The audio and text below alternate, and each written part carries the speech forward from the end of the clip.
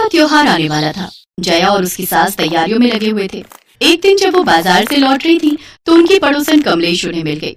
अरे मालती जी, पता चला हमारी कॉलोनी में प्रतियोगिता का आयोजन हो रहा है। प्रतियोगिता? कैसी प्रतियोगिता? दिवाली की मिठाई प्रतियोगिता। अच्छा, ये तो बहुत बढ़िया बात है। वाह, फिर तो इनाम भी अच्छा होगा।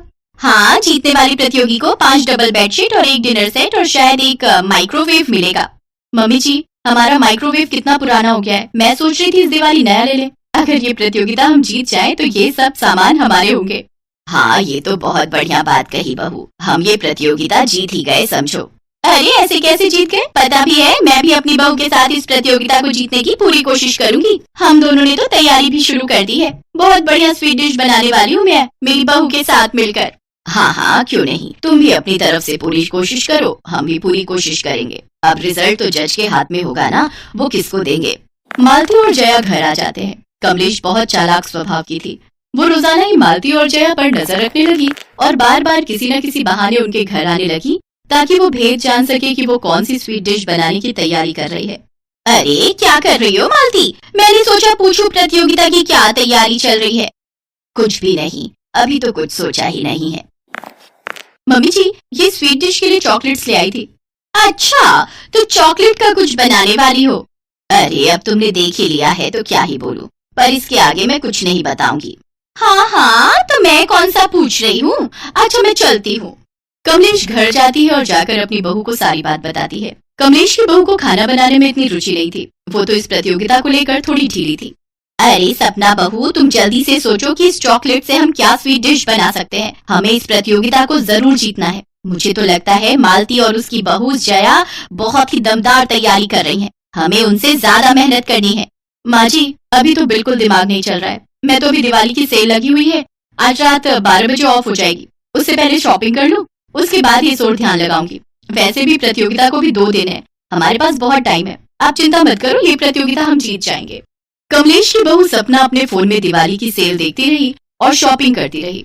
उसने प्रतियोगिता की ओर ध्यान ही नहीं दिया। कमलेश चॉकलेट से क्या बनाए उसे समझ ही नहीं आया। प्रतियोगिता का दिन आ गया। सब लोग अपनी अपनी दिवाली की मिठाई लेकर प्रतियोगिता के मैदान में पहुंचे। जिसने भी इस प्रतियोगिता में भाग लिया था वो सब हाथ में मिठाई के थाल लिए खड़ी थी। कमलेश के हाथ में भी मिठाई का थाल था, पर वो थोड़ी उदास थी। क्या हुआ कमलेश, तुम उदास क्यों हो? क्या करूं मालती, मेरी बहू ने तो इस प्रतियोगिता के लिए मेरा साथ ही नहीं दिया। मुझे कुछ समझ नहीं आया तो मैंने थोड़े से गुलाब जामुन ही बना लिए। ये तुम्हारे हाथों के तो नहीं लग रहे, ये तो मुझे बाजार के गुलाब जामुन लग रहे हैं। मालती जी और जया जी अपनी मिठाई लेकर स्टेज पर आए। मम्मी जी, हमारा नाम आ गया, चलो हम जल्दी से स्टेज पर चलते हैं। कमलेश जानती थी कि वो झूठ बोल रही है। सच में वो गुलाब जामुन बाजार के थे। मालती और जया अपनी मिठाई लेकर स्टेज पर पहुंचती हैं। आपने आखिर ऐसी क्या खास दिवाली की मिठाई बनाई है, हम सबको बताएं। हम दोनों सास बहू ने चॉकलेट बर्फी बनाई है। वैसे तो ये सारा आइडिया मेरी बहू का था। उसने मावे के ऊपर चॉकलेट लगाकर एक बहुत ही अलग तरीके की अनोखी बर्फी तैयार की। मुझे अपनी बहू की काबिलियत पर विश्वास था और मैंने उसका साथ दिया, तो बस हम दोनों ने ये बढ़िया मिठाई तैयार कर ली।